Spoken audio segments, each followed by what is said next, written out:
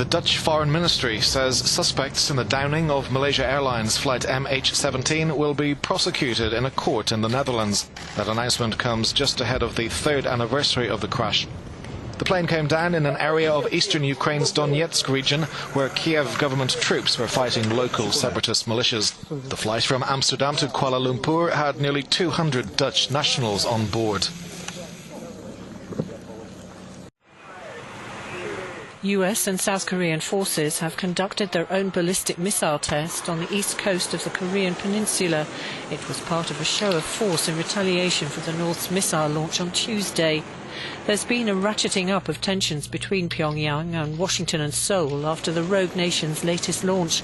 US experts say the new missile had a range of more than 8,000 kilometres, which means it could possibly reach Alaska. The UN Security Council is to hold an emergency meeting at Washington's request in the light of what the State Department has called a new escalation of threat. This year, North Korea has carried out a series of missile tests flouting international sanctions. Leader Kim Jong-un refuses to negotiate with the US until Washington abandons what he calls its hostile policy towards his country. Russia and China say they've struck a joint position on North Korea after Pyongyang said it successfully tested an intercontinental ballistic missile for the first time.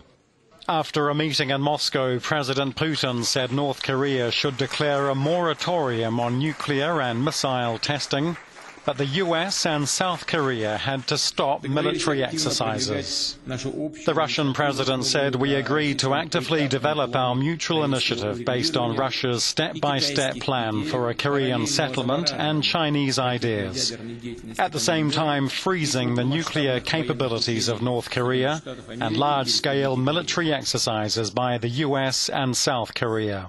Russia and China also called on the US to halt its deployment of an anti-missile shield to South Korea.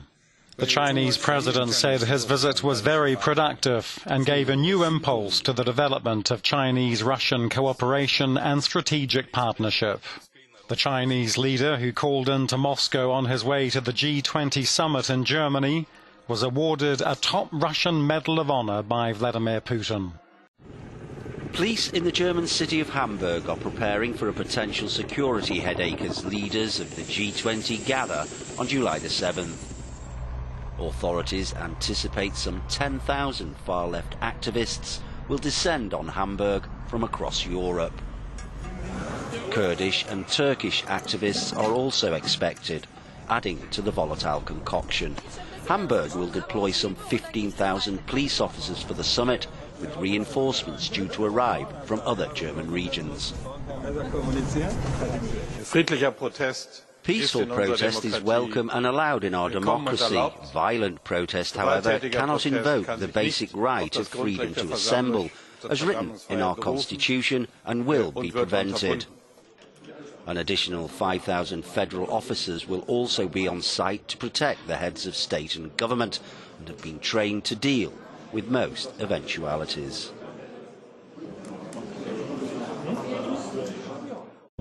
The EU has unveiled an action plan designed to help Italy cope with the influx of migrants to its shores. It earmarks some €30 million in aid for the Italian government. Interior ministers from the 28 member states will discuss the proposal on Thursday at a meeting in Tallinn, Estonia.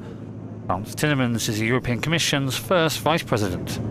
When we drafted the Dublin regulation, we never envisaged this sort of specific situation as we have now been facing for the last 2 or 3 years in Greece and Italy. But there is also concern in Europe that many people who do not have the status of refugee or aren't refugee are using the opportunity to come here for economic reasons, and that is not what the refugee status is all about. Rome has also called for a code of conduct for sea rescue NGOs. Are setting in motion. It is worth recognizing the effort that Italy is enduring on its own resources, lacking the minimal solidarity from the rest of the member states, which is a real shame. Italy is crying out loud that it is about time that the rest of the European member states honor the figures, the numbers and the commitments they made once upon a time. Provided you know how to identify economic migrants, If you have the proof that they are economic migrants, I think they should be sent back. An EU agreement to relocate 160,000 migrants has seen just over 20,000 moved from Greece and Italy. Europe's future lies in a digital economy, but the continent faces a skills shortage, or so says the European Commission. It believes by 2020, 500,000 jobs will be unfilled, owing to a lack of trained staff. Better training, therefore, is the answer. Next year we will launch a STEM coalition at European level, including stakeholders, national authorities, but also education institutions, and we are working together with the member states to lay the foundations of a closer and stronger cooperation in STEM education. STEM is an acronym for science, technology, engineering and mathematics.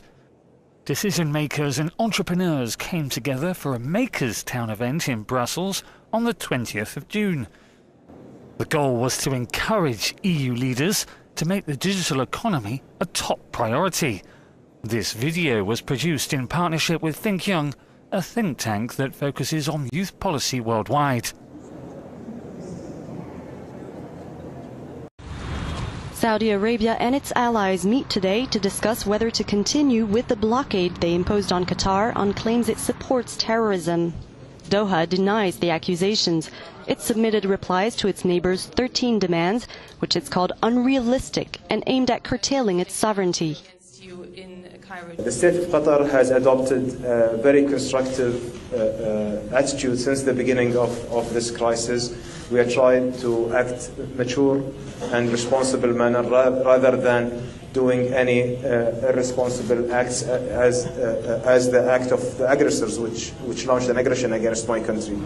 Saudi Arabia, the United Arab Emirates, Egypt and Bahrain severed diplomatic and transport ties with Qatar last month, threatening its supplies of food and other essential goods. Qatar said it's open to dialogue, but it now plans to raise its liquefied natural gas production capacity by a third, suggesting it's preparing for a protracted dispute. In a day of tensions within the EU, Italy has summoned Austria's ambassador. It comes as Vienna announced it was ready to deploy troops on their shared border to stop a potential influx of migrants.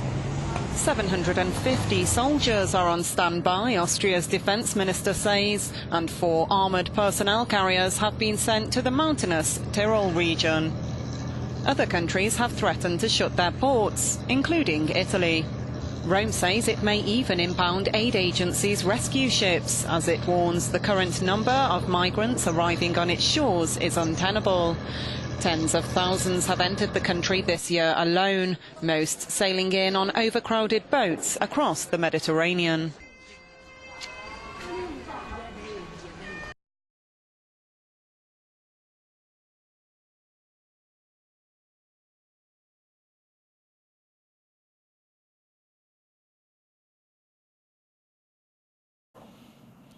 Tendo um momento bom espaço comercial, agora nós estamos no informe deportivo.